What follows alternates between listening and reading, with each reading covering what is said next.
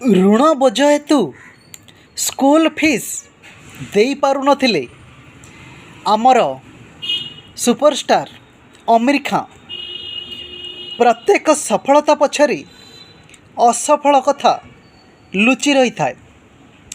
ସେହିଭଳି ଘଟଣା ବଲିଉଡ଼ ଅଭିନେତା ଆମିର ଖାନଙ୍କ କ୍ଷେତ୍ରରେ ଘଟିଛି। ଆମିର ଖାନ ବର୍ତ୍ତମାନ ଜଣେ ବଡ଼ ସୁପରଷ୍ଟାର, କିନ୍ତୁ ଇଣ୍ଡଷ୍ଟ୍ରିରେ ସେ ନାଁ କମାଇବା ପୂର୍ବରୁ ତାଙ୍କ ଜୀବନୀ ଏତେ ରୋମାଞ୍ଚକର ନଥିଲା। ଦୁନିଆ ତାଙ୍କ ଭିତରେ ଥିବା ପ୍ରତିଭାକୁ ଚିହ୍ନିବା ପୂର୍ବରୁ ଅଭିନେତାଙ୍କ ଜୀବନ ସଂଘର୍ଷମୟ ଥିଲା। ପାରିବାରିକ ଋଣ ବୋଝ ହେତୁ ସେ ଏବଂ ତାଙ୍କ ଭାଇମାନେ ସ୍କୁଲ ଫିସ୍ ଠିକ୍ ସମୟରେ ଦେଇପାରୁନଥିଲେ।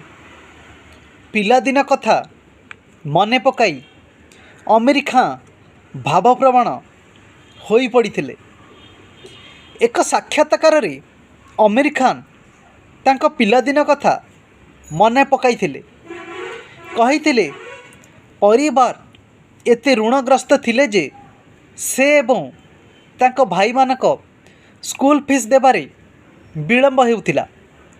ଏଥିପାଇଁ ପ୍ରଧାନ ଶିକ୍ଷକ ସେମାନଙ୍କୁ ଚେତାବନୀ ଦେଉଥିଲେ ଏବଂ ସ୍କୁଲ ସଭାରେ ସେମାନଙ୍କ ନାମ ଘୋଷଣା କରୁଥିଲେ। ଏକଥା କହିବା ବେଳେ ଆମିରଙ୍କ ଆଖିରେ ଲୁହ ଜକେଇ ଆସୁଥିଲା।